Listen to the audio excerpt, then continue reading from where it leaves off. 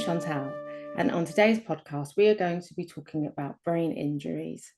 I am joined by my colleagues, Holly, who is the Communications Manager at Hidden Disabilities Sunflower in the US, and also Scott, who is the Communications Manager for Hidden Disabilities Sunflower in Ireland. And so for Holly, today marks the 4th anniversary of her brain injury. And coincidentally, it is Scott's 1st anniversary of his aneurysm. So that is something which is quite a unique situation that not probably many colleagues could report the same fact. So let's just jump into it and start off. Holly, what type of brain injury do you have and how did you acquire it?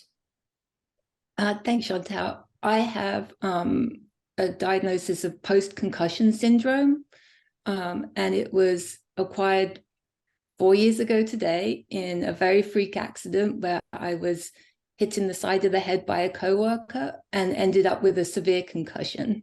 And Scott, can you tell us how you have is aneurysm? So what happened?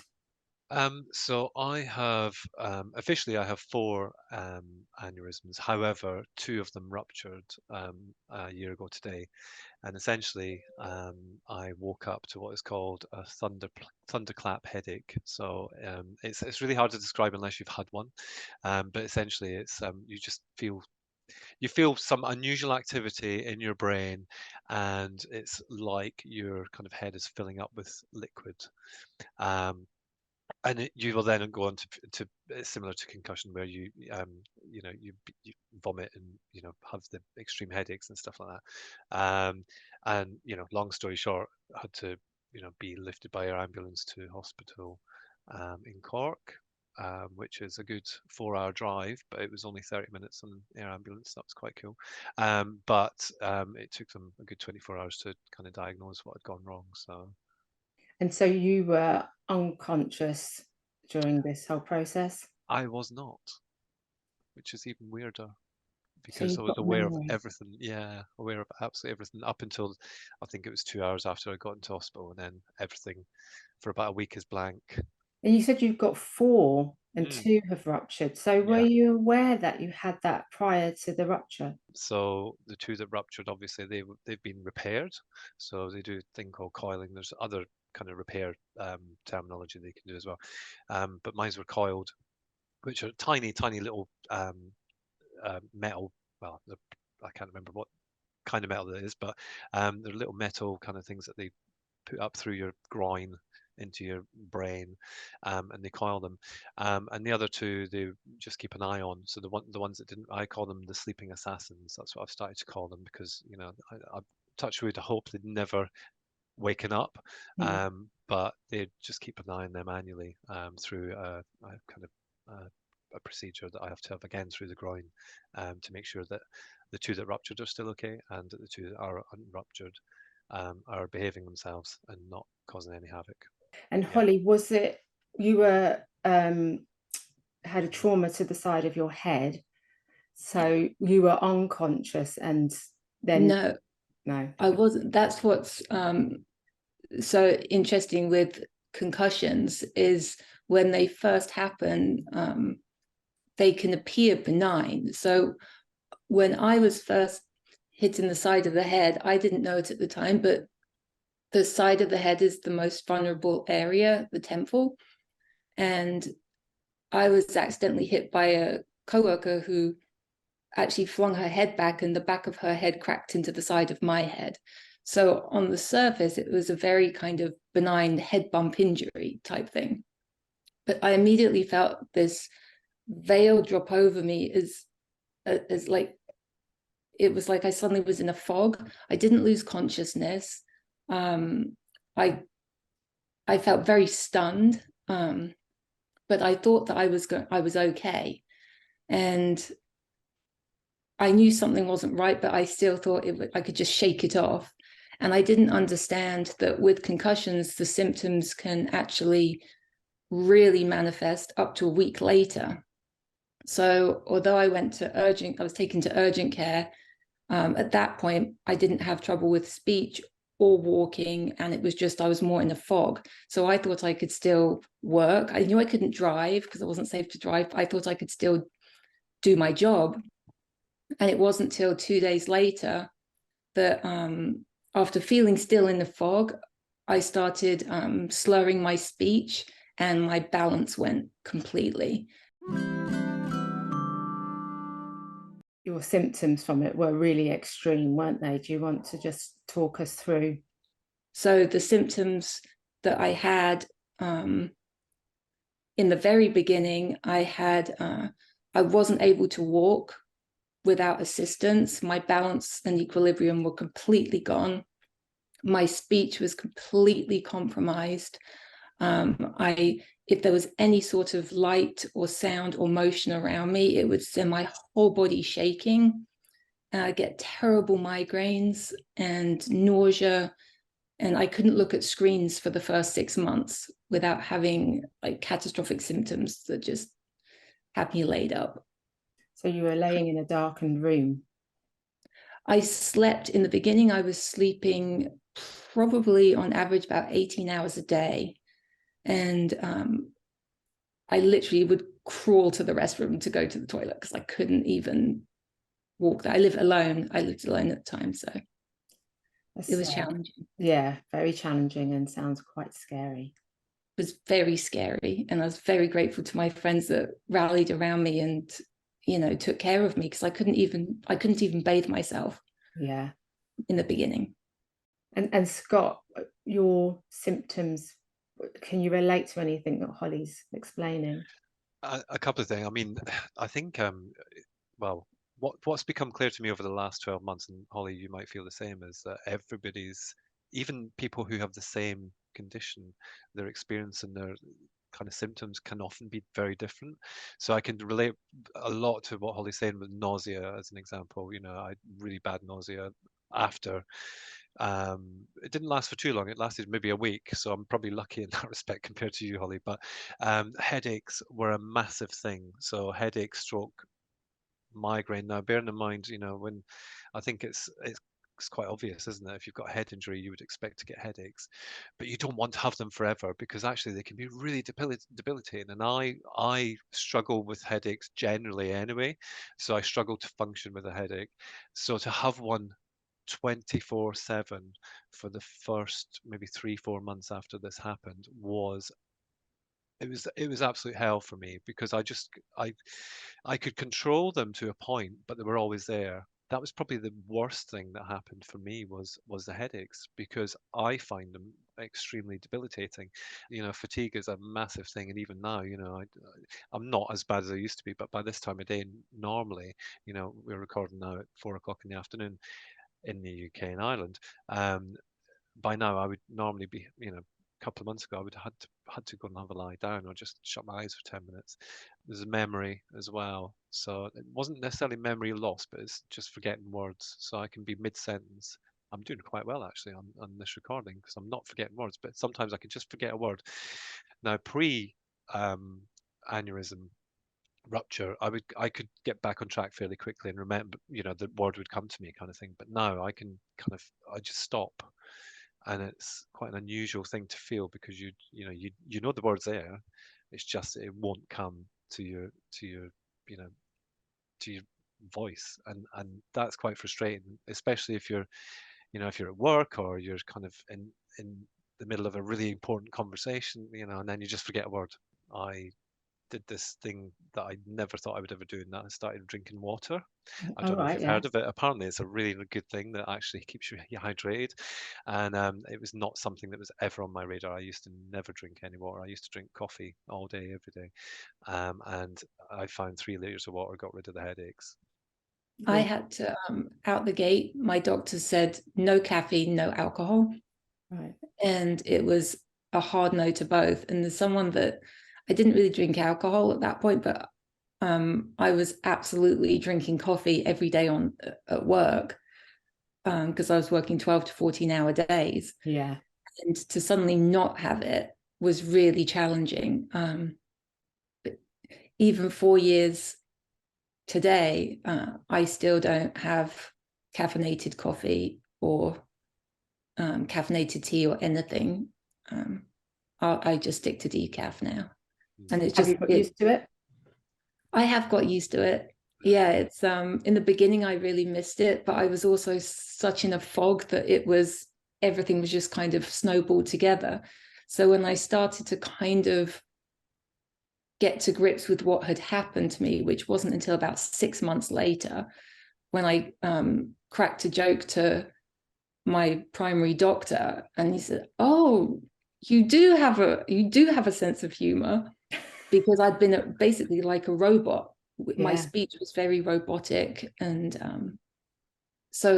and I was starting to understand the severity of what had happened. And but I still don't drink alcohol or caffeine, and lots of water.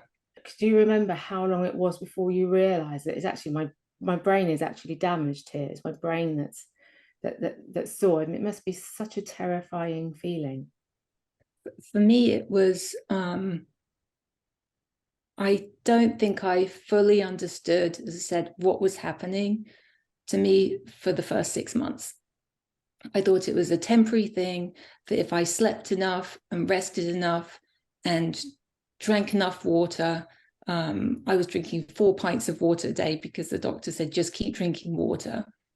And I thought I would just be able to, I'd bounce back and be back in my career and everything would be done and dusted. I had no idea that I would have prolonged symptoms and deficits 4 years later. Yeah. I didn't realize, the people around me realized that I wasn't able to advocate for myself at all. And that was one of the things that pre-injury, I was extremely independent, extremely proactive in anything that I needed to do to forward my life. I would research the heck out of everything. And post-injury, I literally couldn't even communicate my needs to my friends about what I wanted for dinner. And it was such a vulnerable feeling and terrifying feeling, and it threw my emotions into such turmoil. For example, my friend asked if I wanted a sausage egg McMuffin from McDonald's, and I burst into floods of tears, like uncontrollable tears. And she said, "What's wrong?" I said, "I don't know. All I could pinpoint was I really liked sausage egg McMuffins and I really wanted one." And it translated to a flood of uncontrollable tears because I wasn't able to regulate my emotions anymore. Yeah. And I still struggle with that 4 years later, not as extreme as it was in the first year, though. So that's what I wanted to ask both of you, how you've improved. Scott first. Thanks, Holly. What's very clear from listening to Holly as well is that, you know, both our injuries are very different, and in terms of how they've impacted us. So, I'm 1 year post rupture, and when I think about that year, it's been a long year. It's been a very short year in some ways as well, because half of it's missing in some ways, you know, in terms of some of my memories not quite there. Within those first 4 to 6 weeks, I think I realized I needed to start getting out and about. So I did venture back to work a couple of hours a day, because I was able to. So it was very, very minimal tasks that I could do. And as time went on, started to take more and more on. But it was still hard to, you know, even thinking back, 3 months ago, it was probably at Christmas time. So we're now March, middle of March. I think it was at Christmas time that I started to really get back to normal. You know, I'm always reminded that, you know, my brain capacity isn't what it was. Yes. Because to me, I feel like I've recovered, you know, and it's interesting what Holly's saying there, because I don't know if I've ever understood it the way you have, Holly. I was afraid that something was going to hit me in the head again. Yeah. Of course. And so that constant feeling of being on high alert all the time, and that compounded with sound sensitivity, motion, because my eyes don't track properly anymore. So everything would start to kind of shift in a strange way around me if people are walking past me. So I'm constantly jumping and flinching and like protecting my head, even with earplugs in and sunglasses on. It's still, even 4 years later, that's one of the very challenging aspects. For both of you, it's ever present. You can't ever just kind of forget about it, but for two different reasons. I remember when I had to wash my hair for the first time, I couldn't bring myself to touch my head. Oh, It was, you know, you had to have a shower in the hospital, and it was, you know, it was actually a very accessible shower. But I needed to wash my hair. You know, the last thing I said before they put me in the ambulance to my husband was, "Don't forget my hairbrush." Right? I mean, I just suffered 2 ruptured aneurysms, and that was the first thing I was thinking of. I had to wash my hair because it was hideous. However, I just couldn't, and just even holding my neck, because the blood had still to drain. I mean, it took a good 4 to 6 weeks for the blood to drain entirely from my skull. So I knew there was something there. But even now, you know, a year on, when I'm you know, brushing my hair, blowing drying my hair, touching my head, I'm still very, very aware of it. Something as simple as brushing my teeth all of a sudden created this incredible sound in my head that I couldn't handle. And I dropped the toothbrush the first time I tried to do it, because the sensitivity all around my head was just next level. So I had to learn I slowly had to build up how to brush my teeth again without it causing a migraine. It's almost like being born and not being a baby, but just being catapulted into an adult body, isn't it? And having to relearn. 100%. So what therapies did you go through, Holly? I know that you gave it everything 110%, didn't you? I had neurophysical therapy for the first 2 years, and that was very intensive. And I was strapped into these crazy machines that would mimic kind of like the outside world and surroundings, and the floor would kind of move, and it was to help get my balance. I mean, I didn't do that out the gate to start with. It was just learning how to put one foot in front of the other without falling. One of the exercises was I needed to bounce a ball, catch it, and then take a step. I knew what I had to do. I couldn't execute it. And things like that, just, it was very frustrating, was the main thing. It was also scary because, you know, I've been doing everything my whole life. I've been walking and talking and coordinating my body, and then I couldn't. The brain doesn't necessarily heal where the damage is, but it builds new connections around it. So that's what the different therapies are for, is to try and build as many new connections as possible. And that doesn't mean you're going to necessarily get back to 100% pre-injury, but it helps you progress as far as you can. So for me, 4 years later, I still struggle with balance to a degree, but I've learned to widen my stance. My gait when I walk is different than pre-injury, and that adjusts for the balance and the disorientation. I did speech therapy for a year to get my words back. It was like my tongue was disconnected. I knew what I wanted to say, but my ability to say it was very compromised. And any type of background, even today, if there's too much background noise, I still can't get my words out. I know when we have meetings, if there's more than a few of us in an online meeting, Yes. for you it's easier if some of us turn our cameras off, or you cover us with post-it notes so that you don't have a overload to your senses, isn't it? Exactly. Yes. If there's too much visual on a screen, then in order to still be able to function and participate, then when it's my turn to speak, I appreciate it ever so much if some of you turn off the cameras, so I've not got that visual distraction. Or as I said, post-it notes have become my good friend, and I'm able to just put post-it notes over the screens to cover up some of your beautiful faces, but it just allows me to participate without being really symptomatic.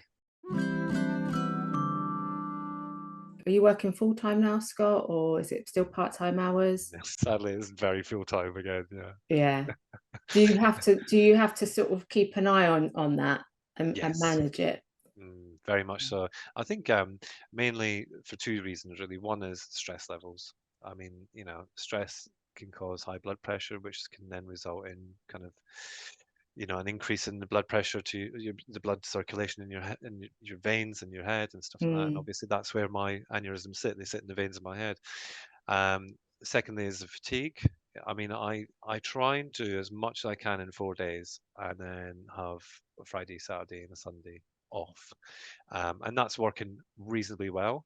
Obviously, there's bits and pieces that come up now and again, and you have to kind of just get on with them. But for the most part, I try and do as much as I can within 4 days a week, so that I can at least rest for the other 3 days. And that's not saying that I do 9 a.m. to 8 p.m.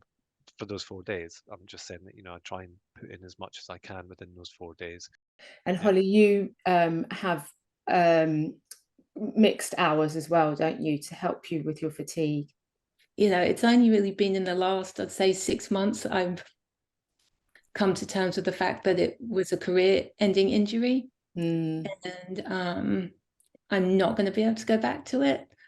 But the silver lining of that is I discovered the Hidden Disabilities Sunflower, and to be part of this community means so much to me. And the fact that I'm now able to do a job that is accommodating of what my limitations are, while celebrating what I can still do, is I can't even put into words how much it means. So I'm now able to do 10 hours a week of work. And here they call that, it's called in a sheltered environment, meaning the 10 hours of work are completely flexible around my ability to do the 10 hours. What I've realized is the pre-injury version of me just wants to go, go, go. The post-injury version of me can't physically do that. So if I try, I get really symptomatic and I end up with a migraine and have to be laid up in bed. You said before you weren't really a drinker, but going out to restaurants and I don't know, the theatre and things like that, is that, mind you work so much, I shouldn't imagine you had any time for a social life. It's funny you said that, because I used to love going to restaurants and loved going to the cinema and things like that. And post-injury, going to the cinema is basically extremely challenging, and I have to be very mindful. I have gone a couple of times, but it has to be a movie that is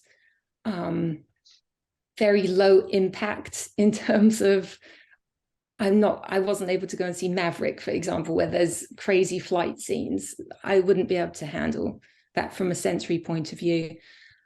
Restaurants are still extremely challenging because they all have music these days. And that as a background noise is very hard. So I have industrial noise cancelling earphones that I can tap on them and it says quiet mode, and it literally kind of takes the background away.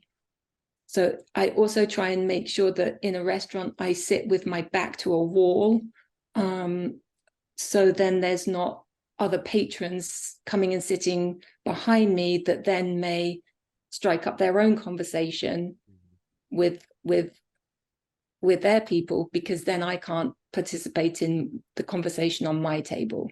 The enjoyment has definitely been taken out of it, in terms of it's definitely easier to get takeout and just have it at home. Scott, did you have anything like in your social life that you have had to adjust I can't do busy. I can't do noise. It's not that it doesn't affect me in the same way it affects Holly, but I just can't do noisy. Small groups is fine.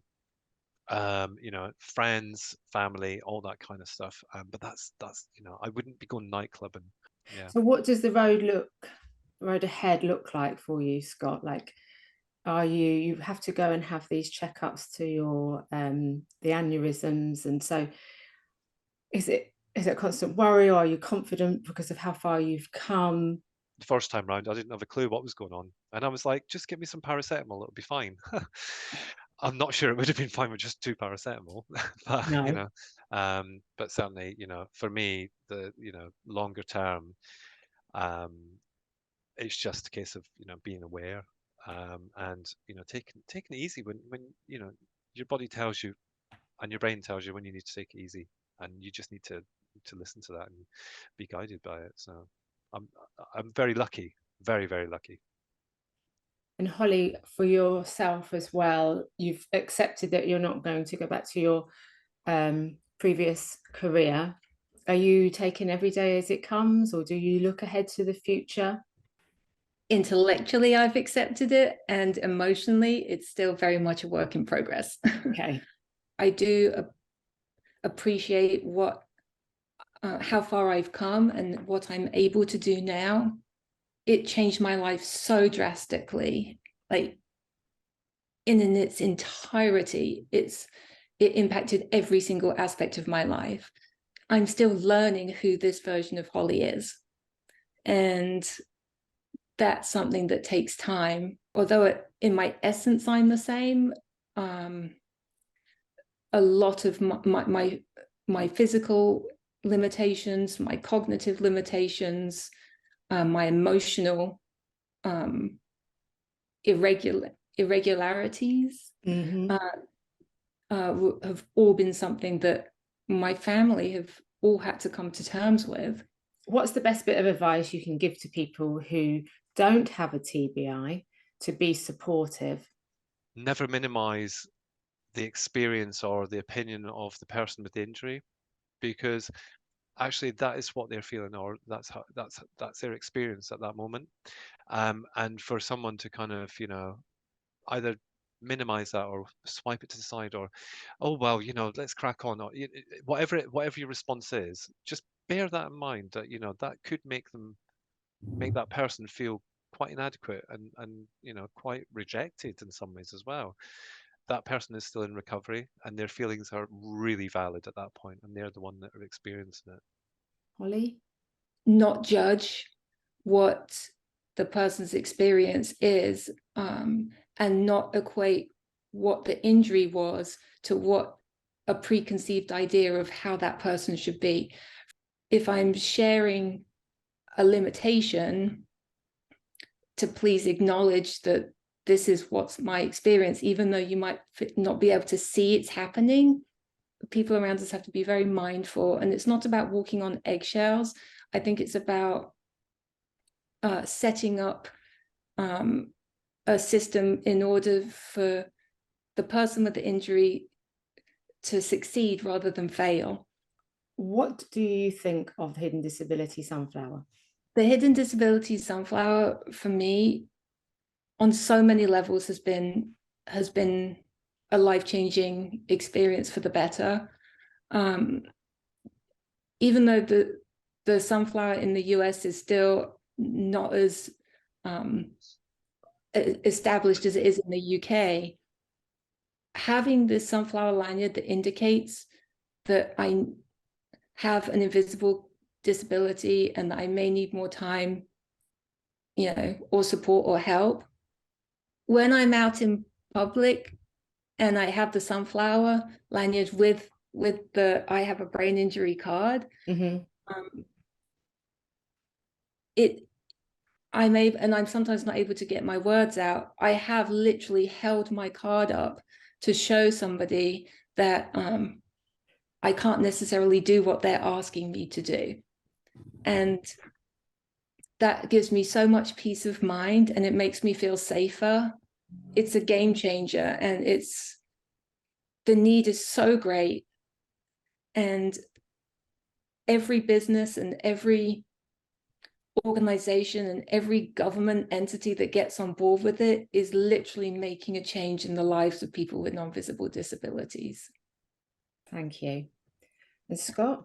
For me, it's mostly about kind of my anxiety around doing things I don't do every day. So if I go to the supermarket, I'm fine if I don't have it on, if that makes sense. But if I'm, in 2 days' time, I'm traveling for the first time since pre-COVID on my own, and I'm going to Canada. And this will be the test for me because my anxiety is already up here. It's a big trip. Yeah. So I know where I know who I'm traveling with. I know the airports I'm going to. I know what I've got to do. But I also know that my sunflower lanyard should be recognised at all points of contact with individuals, throughout that whole journey. Thank you, Scott. You're welcome. No problem. Well, thank you very much.